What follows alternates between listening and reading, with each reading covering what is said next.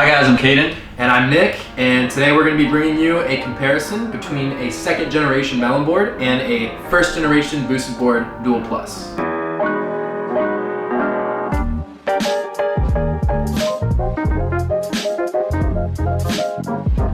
Alright, first things first, we're talking about design. Let's take you through the boards. Alright, so over here we've got a bamboo loaded deck. And everyone knows Loaded is a very professional longboard company. Bamboo is also going to be giving you that super good shock absorber when you're on rides. So it looks like what Boosted did is they sacrificed range for comfort. Yep, so I have a 7-ply Canadian maple. They use that for rigidity so they could fit this battery along the whole side of the deck, which gives you that extra range that this board provides. The only thing is that, it's a little less flex, which I haven't seemed to have a problem with. Definitely it's going to come down to personal preference. Yeah. The next thing we're going to be talking about is the drivetrain. Yeah, so he's pumping out about a top speed of 22 miles an hour. Each rotor is 1,000 watts. Yeah. Here on the Melonboard, we have one rotor, and it's a 1,400 watt rotor here with a top speed of 21 miles an hour. If you do not know that you have to lean forward, you're going to fly out because the torque is so strong that it'll fly right out from underneath you. Yeah, the two motors definitely have an impact. Is there a difference on that one motor? Like, what does that feel like when you're taking off? And you thought the same way too, right? Yeah. You were saying like I felt a lot of torque. So acceleration, either way, you're gonna have a lot of fun. Yeah, definitely. Go ahead and talk about the batteries on these guys. The Boosted Board Dual Plus is gonna have a 12-cell Life P04 battery. Unfortunately, I couldn't find the capacity anywhere online. We looked, it's not there. On the Boosted's design, you're gonna find the battery up towards the front.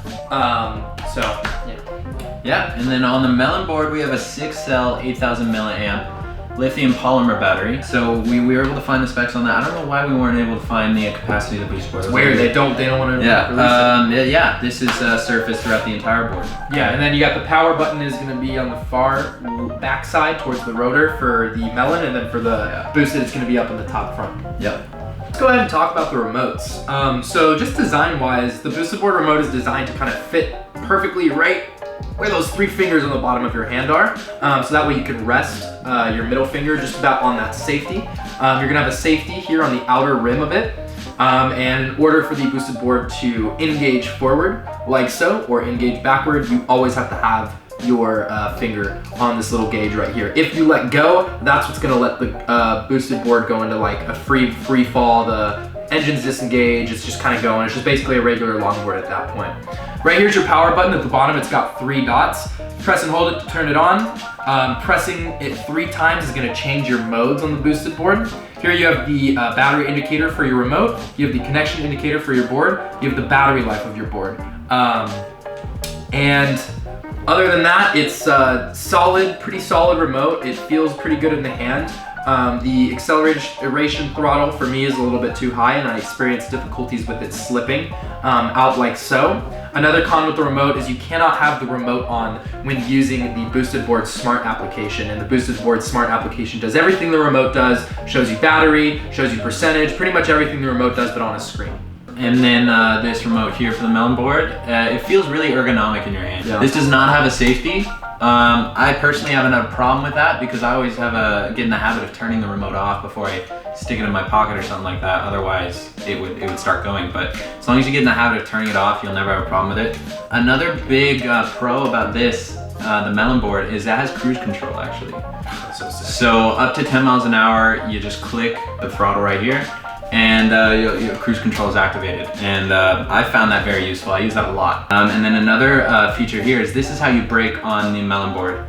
High speed braking, you press the B. But yeah, overall, a little more plasticky, I'd say. It's lighter for sure, but I've never had a problem with it. I like the feel of it. Okay, man, let's talk about opinions. Facts aside, I mean, we'll get some facts in here and those play off our opinions, but what do you think? I think both of these boards have served the purpose we intended. It's all about from point A to point B. And if I were to put it in car terms, the Boosted board is a Porsche. It's a name brand.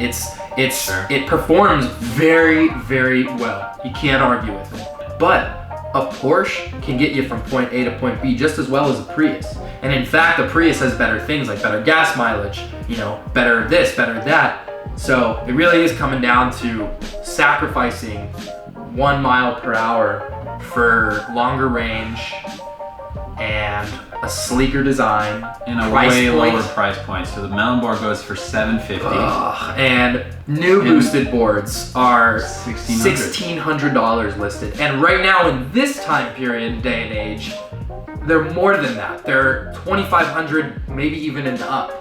The range is really the determining factor for me. Yeah.